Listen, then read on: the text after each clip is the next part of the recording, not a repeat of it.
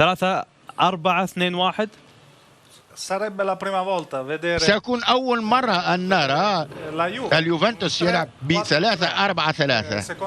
في وجهة نظري أنه غير هذه الطريقة، لأن أساموا وليشنشتاينر بإمكانهم أن يقدموا بعض السينيا يوزع، يوجه، يلعب الأسيست ويكون مؤثر جدا على اللعب. هنا الكلام زبير عن ثلاثي خط النص، روج ودياوارا وهامشيك.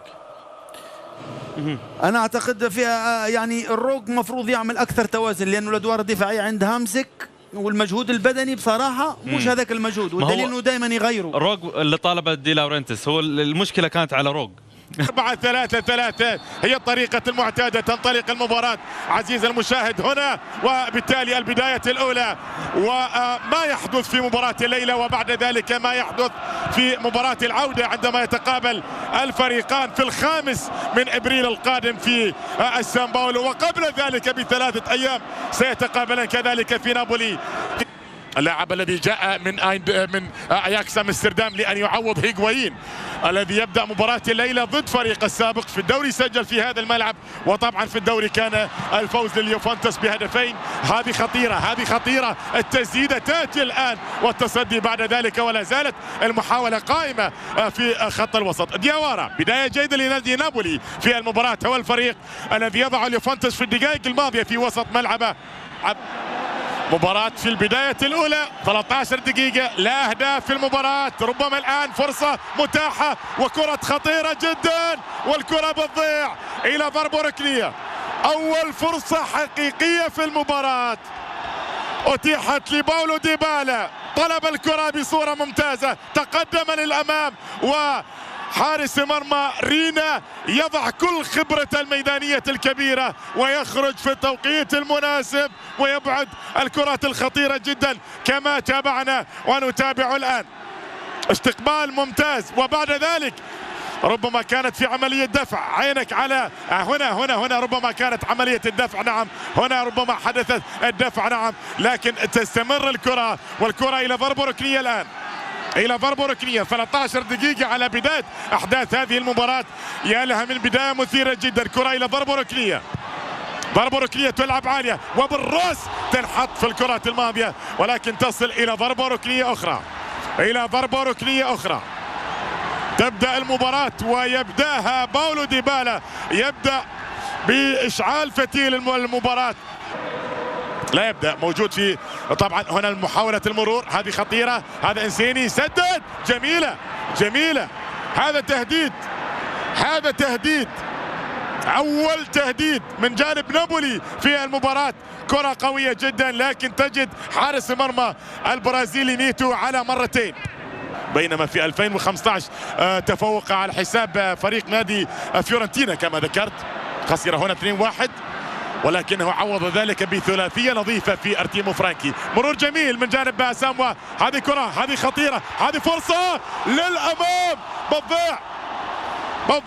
هذا هو هيغوايين باختصار، هذا هو هيغوايين باختصار، يغيب في مباراة كاملة، ولكن يأتي بكرة كما هي. هذه الكرة خطفها من أمام الكل، وكاد أن يأتي بالهدف الأول في شباك رينا، ولكن كرة تذهب عالية. ما في استعجال من جانب نابولي في الشوط الأول إطلاقا، طالما أن الشباك لم تهتز فالأمور جيدة بالنسبة له. وحتى لو سجل هدف من جانب اليوفنتوس في مباراة الليلة وانتهت مثلا بهدف نظيف، فمسألة التعويض واردة في لقاء السان باولو، ولذلك ما في استعجال كما نتابع في الشوط الأول من هذه المباراة. هذه كرة تلعب جميلة، لكن الأمر لا يمنع إطلاقا، لا يمنع من خطف هدف، خطف هدف، نعم يخطف هدف، يتقدم بهدف نابولي في الكرات الماضية، هو اللي سجل في الدوري في هذا الملعب. كايخون يأتي الآن ويكرر ما فعله في الدوري، لكن هذه المرة في الكاس نعم يخطف هدف ويتقدم نابولي بهدف، وبالتالي الأمور هنا في تورينو في يوفنتوس أرينا. هدف يتقدم فيه الفريق الضيف، طبعا ما عنده جمهور يذكر في مباراة الليلة لأن عمدة مدينة تورينو ولدواعي أمنية المباراة تقام ليلا وحفاظا على الأمن والأمان وأرواح القادمون من نابولي. اي والله مجنون اللي ما باع، اللي هو طبعا دي لورنتيس. 60 مليون باوند. هذه محاولة كرة تلعب في المكان السليم، هذه خطيرة، فرصة كانت ولا زالت ولكن بتضيع. المدرجات كلها تطالب بضربة حرة مباشرة، وهذه كرة تلعب وخطيرة وفرصة بتضيع فرصة ثمينة جدا كذلك لليوفنتوس في الكرة الماضية إلى ضربة ركنية يا لها من إثارة كبيرة هذه الكرة الماضية، وهذه الكرة اللي انحطت من مانزوكيتش ثم من شتاينر. عندنا ضربة ركنية، شوف التصدي من بيبيرينا بعد مباراة مثالية بكل معنى الكلمة، واعتقد بأن باولو فاليري نعم أطلق صافرة الآن وأعلن عن نهاية الشوط الذي بدأ مثيرا واستمر مثيرا، وبعض الفرص وليست بالكثيرة في الشوط الأول. هذه الكرة الماضية طبعا لا هدف في الكرة الماضية، لكن الهدف الذي سجل عن طريق كايو خون الإسباني هو من زار الشباك في مباراة الليلة، في مباراة مثيرة بكل معنى الكلمة. لم تنتهي الأمور بعد، ما فاز نابولي ولم يخسر اليوفنتوس، لكن الشوط الأول فيه الكثير من الحديث الذي سيكون الآن على طاولة الزميل عمر لجغيمان وضيوفه الكرام. فإلى هناك والسلام عليكم ورحمة من الله وبركاته. من هذه المباراة هذا باولو فاليري، هذا الرجل الذي يدير مباراة 14 في كأس إيطاليا والتي كان أولها 2008 مباراة أسكولي وجنوا. تبدأ المباراة الآن في طبعا الشوط الثاني من المباراة كما ذكرت بتبديل وحيد السويسري لشتاينر ترك مكانه للكولومبي، بينما اليوفنتوس بعد التبديل. هذه كرة تلعب للأمام خطيرة جدا، لعبت وكانت ولا زالت، وحكم المباراة ماذا يحتسب في الكرات الماضية؟ طايح في أرضية الملعب. حكم المباراة احتسب ضربة جزاء على ما يبدو، هذه الكرات الماضية. وهنا كوليبالي نعم ضربة جزاء تأتي بالنسبة لليوفنتوس في وقت مبكر جدا. الاشتراك ديبالا مع كوليبالي، ضربة جزاء لليوفنتوس مع بداية الشوط الثاني من المباراة. ما في أفضل من هكذا توقيت لأن تعود إلى المباراة، واللي صنع ضربة الجزاء هو من يتقدم الآن. ديبالا يتقدم، يسدد،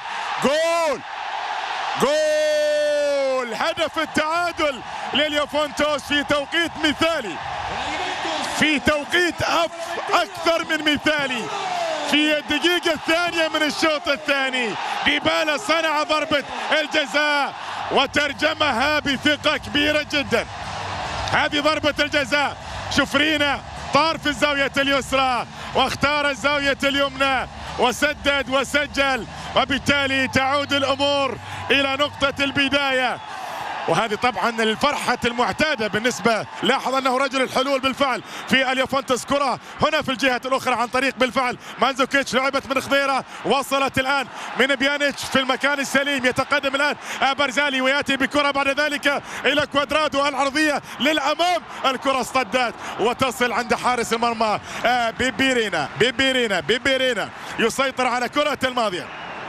هذا هو كوادرادو، أعطى الكثير من الحيوية في الجهة اليمنى بالنسبة لفريق نادي اليوفنتوس في لاعب الحاضر الآن. بينما سامي خضيرة كما ذكرت مباراة الثالثة ليس إلا في كأس إيطاليا. كرة تلعب عالية وللأمام، وهذه كرة خطيرة، فرصة جول